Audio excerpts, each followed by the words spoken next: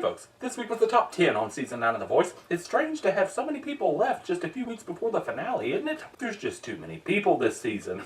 First up on Monday night was Jeffery Alston. His song this week was Jealous, not the Nick Jonas Jealous though, unfortunately. Well, at least then it would have been somewhat interesting. Instead, we got a Jealous song that nobody cares about. Look, I like Jeffery, and I know all the critics think he's the bee's knees, but I'm honestly getting terribly bored with him. It's like the same performance every week. He picks songs that nobody knows, performs them exactly the same. They sound mostly the same. Hell, even the mentoring sessions felt like deja vu. Gwen's like, oh, you need to wear a suit and be vulnerable. Enough already. Something new, please. Maybe next week, but I doubt it. Next up is Emily Ann Roberts. She got to talk to Wynonna Judd after her performance last week. Wynonna said that she loved Emily Ann's performance because it was so grassroots. Did she mean to say bluegrass? I think Wynonna might be drinking again. I still love her though. Anyway, Emily Ann's song this week was She's Got You by Patsy Cline. Loved the song choice, and I thought she sounded gorgeous. I wasn't really crazy about the new arrangement of the song though. It kind of sounded like they slowed it down and sucked the life out of it a little bit. I mean, I kind of liked it, but I liked the original a whole lot better. Next up was Braiden Sunshine. He didn't get a call from Wynonna Judd like Emily Ann did, but he did get a call from his grandma. Apparently she's getting the whole town worked up to vote for him. See, I told y'all grandma was rallying her bingo buddies. No, Braiden's song choice this week was Radioactive, so I guess we get Badass Braiden again this week. No, Gwen said that he needed to be extreme this week, but let's be honest, she's already given up on him because this is the kind of stuff that Braiden likes, and he wore the hair curly this week. If Gwen was actually putting his performances together still, he'd have the flat-ironed hair and singing nursery rhymes. Couldn't have been much worse, though. This performance was just pure Monday night karaoke. I thought it was Braiden's worst performance yet. Of course, I hadn't liked any of his performances, really, but I liked this one even less. Next up is Shelby Brown. Adam bought Shelby a stuffed giraffe this week. Tell me we didn't all see that coming a mile away. No, Shelby picked her own song this week. Well, it was a country song, so of course we knew Adam Levine didn't pick it. Go Rest High on That Mountain. She picked it because it was played at her grandpa's funeral. It was played at my dad's funeral, too.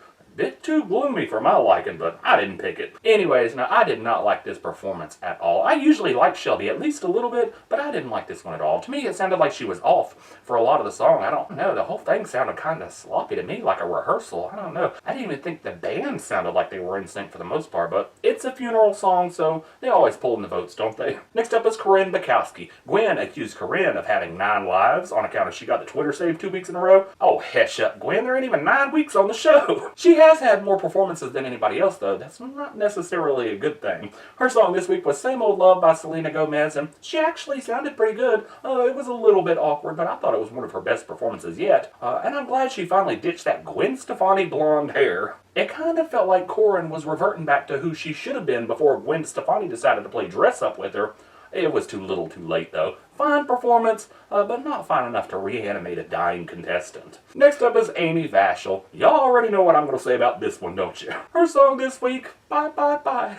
It would have been so hilarious if she had been eliminated after that song, wouldn't it? No, Amy apparently loved NSYNC growing up, but hasn't she basically said the same thing about Adam and Gwen and Rihanna and everybody? Girl's a butt kisser. But anyway, now apparently this week they're sticking with the formula. You know, take a pop song, suck the life out of it, and turn it into the same loungy, who cares performance that you give every single week. But it's working. She cracked the iTunes top 10 once again this week. I thought it was dreadfully boring. Next up is Jordan Smith with the most overdone song ever, Hallelujah. Honey, you can change it to Hallelujah if you want to, but I still didn't like it at all. We could all see this song choice coming from a mile away, didn't we?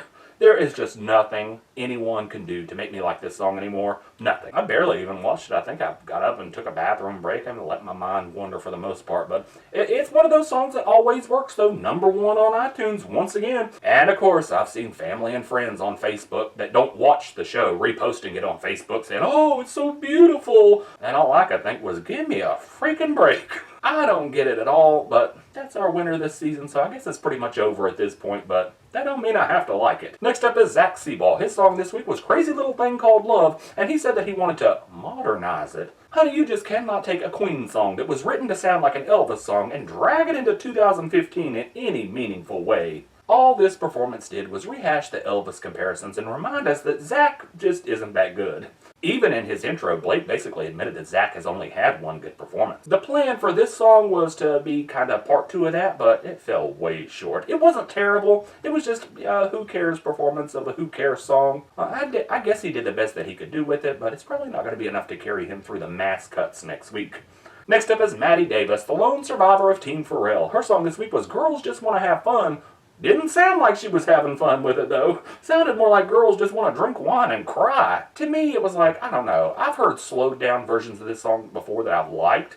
And she sounded very pretty, but I don't know. It was like she took a crash course in the Amy Vashal school of turning pop songs into boring lounge performances. I'm sure some people loved it, though. I just wasn't one of them. I thought it was a little boring. And last of the night was Barrett Baber, or Barrett Barber, as Carson Daly called him several times throughout the night. Not a very good sign when the host of the show is still misreading your name out of the teleprompter this late in the season, but whatever. Barrett's song this week was I'd Love to Lay You Down by Conway Twitty.